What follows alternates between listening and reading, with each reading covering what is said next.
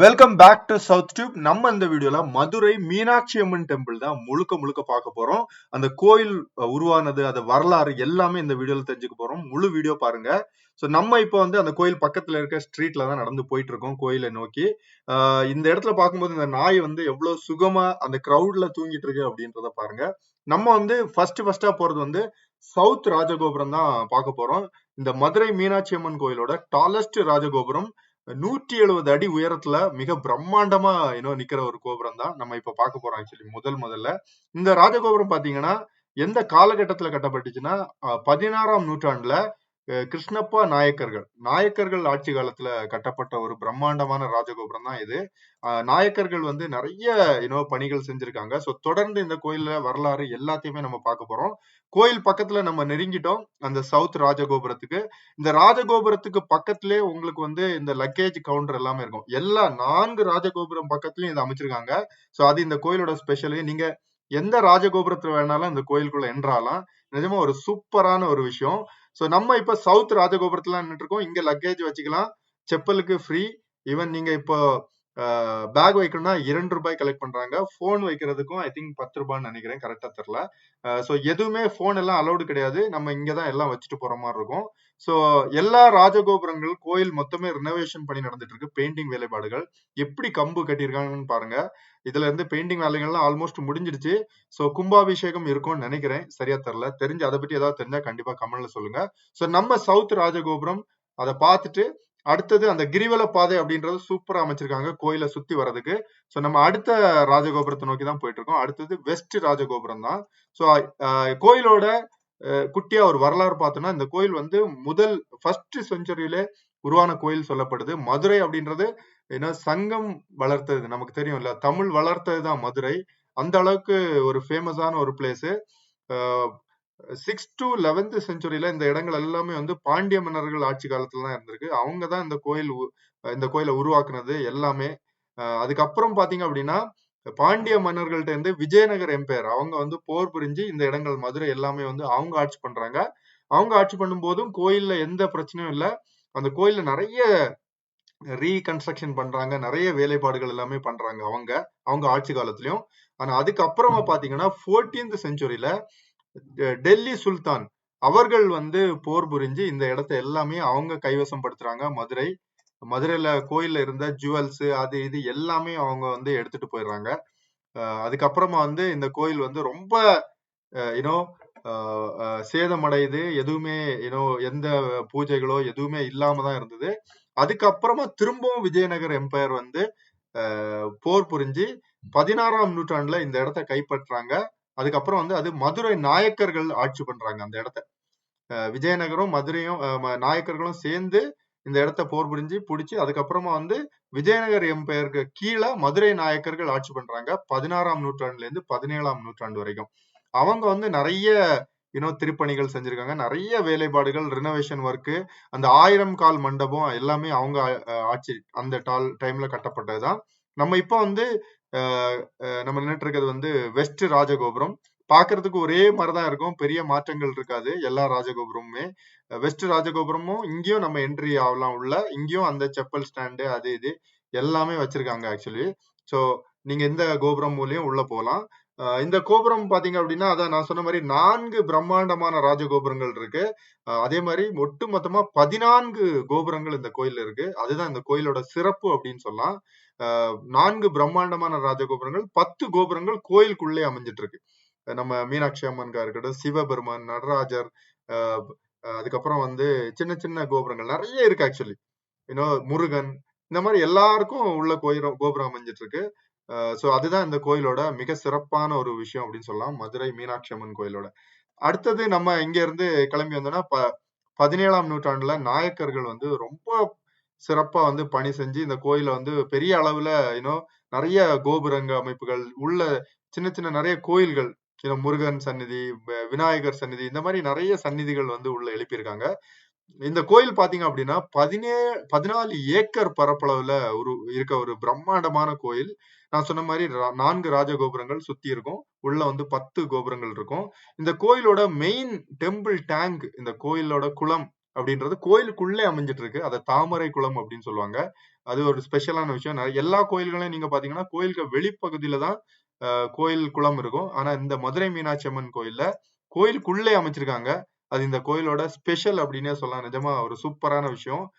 நீங்க பாத்தீங்கன்னா தெரியும், அந்த கோயிலை சுத்தி வர பாதைகள் வந்து ரொம்ப நீட்டா வச்சிருந்தாங்க. அது வந்து எனக்கு ரொம்ப பிடிச்சிருந்தது. நம்ம நீட்டா நடந்து போற மாதிரி நிறைய கடைகள் எல்லாம் ஏன்னா நிறைய கோயில்களை வந்து கோயிலை சுத்தி போகும்போது பீஸ்ஃபுல்லா இருக்காது. முழுக்க முழுக்க கடைகள் இருக்கும், ரொம்ப டிஸ்டர்பன்ஸா இருக்கும். அந்த ஒரு அந்த ஒரு விஷயம் இந்த கோயில்ல பார்க்கல. எனக்கு ரொம்ப சந்தோஷமா இருந்தது. கடைகள் ஒரு சில இடங்கள் இருக்குது. அது அவ்வளவு போதும் அப்படின்னு நான் நினைக்கிறேன். இதுக்கு மேல வைக்காதது நல்லது. சோ அடுத்தது நம்ம இப்ப போயிட்டு இருக்கிறது பாத்தீங்கன்னா நார்த் ராஜகோபுரத்தை நோக்கி தான் போயிட்டு இருக்கோம். இந்த ராஜகோபுரமும் பாக்குறதுக்கு ஒரே மாதிரிதான் இருக்கும், பெரிய டிஃபரன்ஸ் இருக்காது. ஆனா டாலஸ்ட் கோபுரம் வந்து அந்த சைட்ல சவுத்ல இருக்குதான். ஸோ நார்த் ராஜகோபுரமும் பார்த்துட்டு நம்ம தொடர்ந்து நம்மளோட அந்த சுத்தி கிரிவல பாதை அப்படின்னு சொல்லுவோம் இல்லையா, அதை சுத்தி வர ஆரம்பிச்சோம். அதுக்கப்புறமா ஒரு குட்டிய வரலாறு பார்த்தோம் அப்படின்னா 18ஆம் நூற்றாண்டுல இந்த இடங்கள் எல்லாமே வந்து பிரிட்டிஷ் அவர்கள் ஆட்சி காலத்துல வருது. அவங்க வந்து நாயக்கர்கள்ட்ட இருந்து போர் புரிஞ்சு இந்த இடத்த எல்லாமே ஆட்சி எடுக்கிறாங்க. அவங்க வந்து இந்த இடத்த வந்து நெக்லெக்ட் பண்ணிடுறாங்க, பெருசா எதுவுமே பண்ணல, அப்படியே விட்டுறாங்க. அப்புறம் நிறைய சேதங்கள் அடையுது. அந்த கிறிஸ்டின் மிஷினரி அப்படின்றது இந்த கோயில்ல உள்ள சிற்பங்களையும் அந்த பெயிண்டிங் வேலைப்பாடுகள் அந்த இருக்கிறதெல்லாம் பார்த்து சிரிக்கிறாங்க ஆக்சுவலி. அந்த மாதிரி நம்மள வந்து ஒரு மாதிரி என்ன பண்றாங்க, சிரிச்சு இது என்னது அப்படின்ற நம்ம பூஜை அந்த விஷயங்களை எல்லாம் பார்த்து சிரிக்கிறாங்க. ஆனாலும் நம்ம வந்து அதை பொருட்படுத்தாம முடிஞ்ச அளவுக்கு பூஜைகள் ஃபெஸ்டிவல்ஸ் மட்டும்தான் அந்த டைம்ல நடந்திருக்கு. பெருசா டெய்லி பூஜைகள் எதுவுமே நடக்கல. ஏன்னா அவங்க வந்து அந்த அளவுக்கு கண்ட்ரோல்ல வச்சிருந்தாங்க. அவங்களும் முடிஞ்ச அளவுக்கு இங்க இருந்த ஏதாவது மிச்சம் மீதி இருந்த கோல்டு அது இது எல்லாமே எடுத்துட்டு போயிடுறாங்க பிரிட்டிஷ் ஆட்சி காலத்திலயும். அப்புறம் 20ஆம் நூற்றாண்டுல இந்த கோயில் பாத்தீங்க அப்படின்னா மக்கள்கிட்ட இருந்து பணம் திரட்டி அந்த கோயில் திரும்ப ரெனோவேட் பண்ணப்படுது. பிரிட்டிஷ் ஆட்சி காலம் அந்த டைம் தாண்டி இந்த கோயில் பாத்தீங்கன்னா 20ஆம் நூற்றாண்டுல மக்கள்கிட்ட இருந்து காசு பிரிச்சு பண்ணியிருக்காங்க, ரெனோவேஷன் பண்ணியிருக்காங்க. சோ அது ஒரு பெரிய விஷயம். அதுக்கப்புறமா வந்து நம்ம இந்தியன் இண்டிபெண்டன்ஸ் அது கும்பாபிஷேகம் அப்படின்றது வந்து 3 முறை இந்த கோயில பண்ணியிருக்காங்க. 1974ல ஒருக்கா பண்ணியிருக்காங்க, 1995ல ஒருக்கா கும்பாபிஷேகம் நடந்திருக்கு, 2009லயும் வந்து கும்பாபிஷேகம் நடக்குது. கண்டிப்பா இப்பயும் வந்து கும்பாபிஷேகம் நடக்க போகுதுன்னு நினைக்கிறேன் 2026ல. அதை பத்தி தெரிஞ்சா கண்டிப்பா சொல்லுவேன். ஏன்னா ரினோவேஷன் பெயிண்டிங் ஒர்க் எல்லாம் பண்ணிட்டு இருக்காங்க.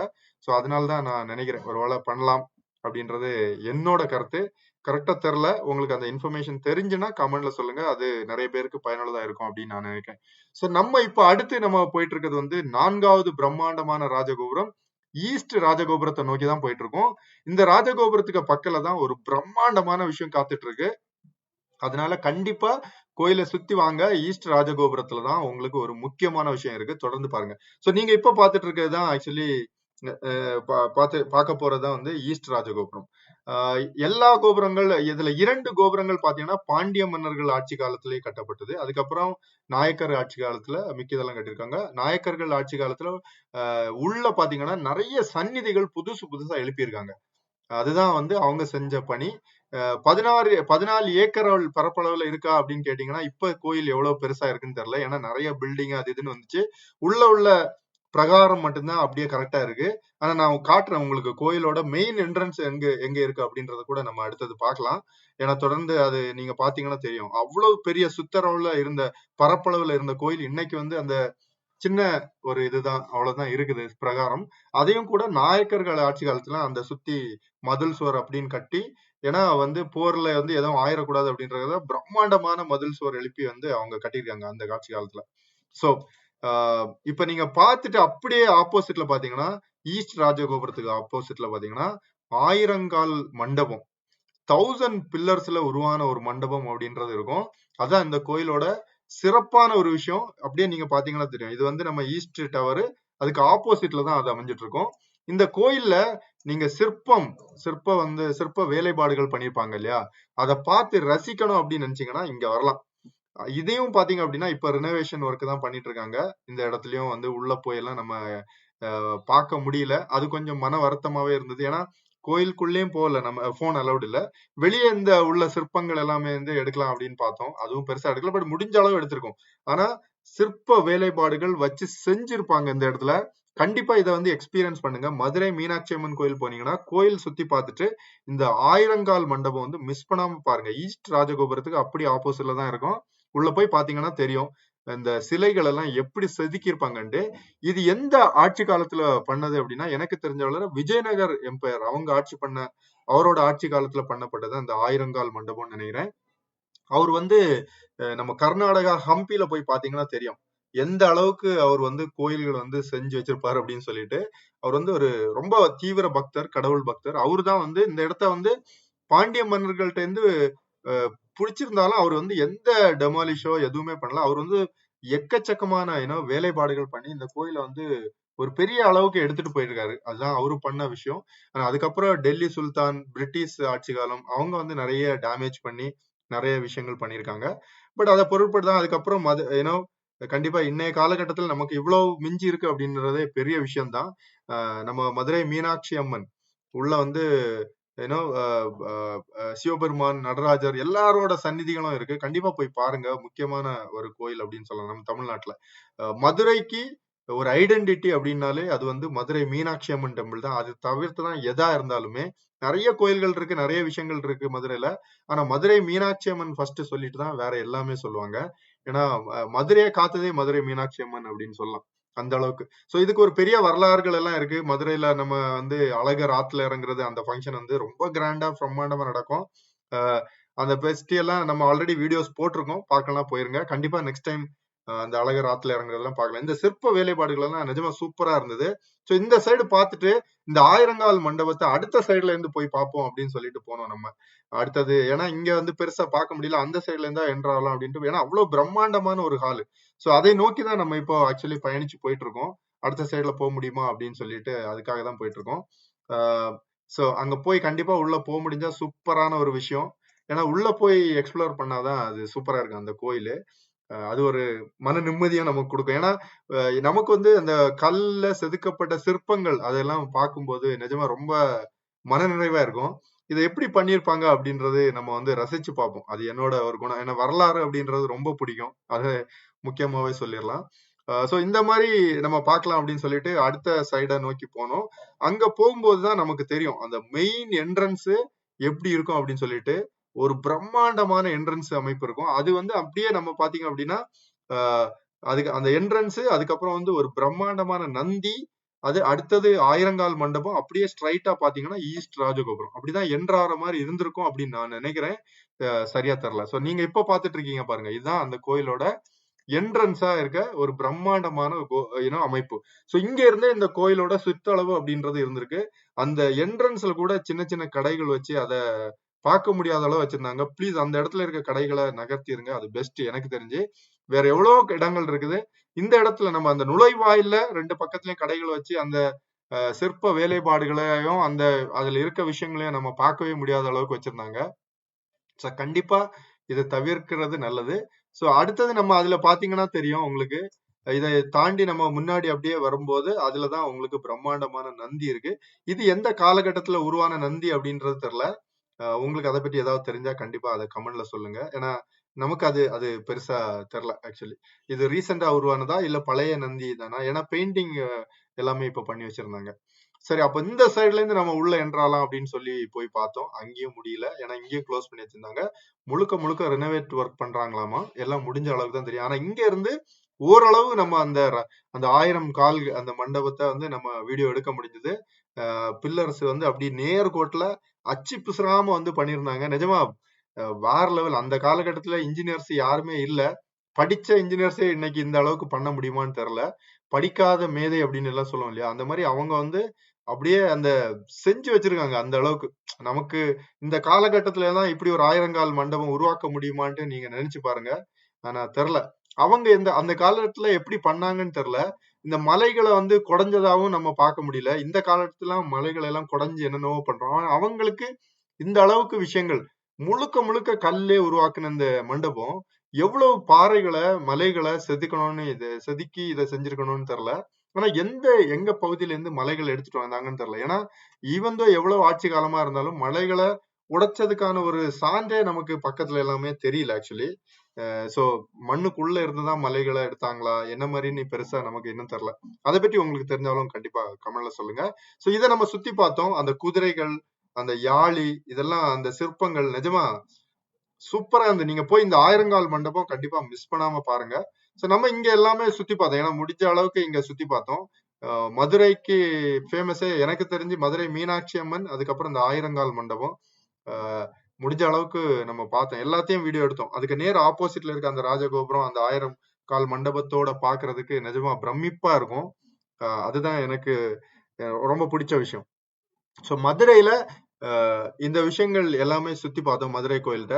அடுத்ததா நம்ம இத பக்கத்திலே இருக்க திருமலை நாயக்கர்கள் மகால், அது இதுல இருந்து பக்கத்துல தான் இருக்கு. ஒரு 500 மீட்டர்ல நம்ம ஜஸ்ட் நடந்தே போயிடலாம். நிறைய பேருக்கு அது கூட தெரியாம மிஸ் பண்ணிட்டு வராங்க மதுரை மீனாட்சி அம்மன் போயிட்டு.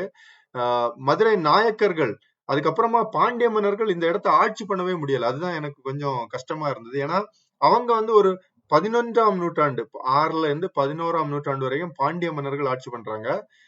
பாண்டிய மன்னர்கள் வந்து ரொம்ப பவர்ஃபுல்லான ஒரு ரூலர்ஸ். மதுரை தான் அவங்களோட மெயின் ஏரியாவாவே இருந்திருக்கு. ஆனா அவங்க அதுக்கப்புறமா வந்து இந்த இடத்த வந்து ஆட்சி பண்ணவே முடியல.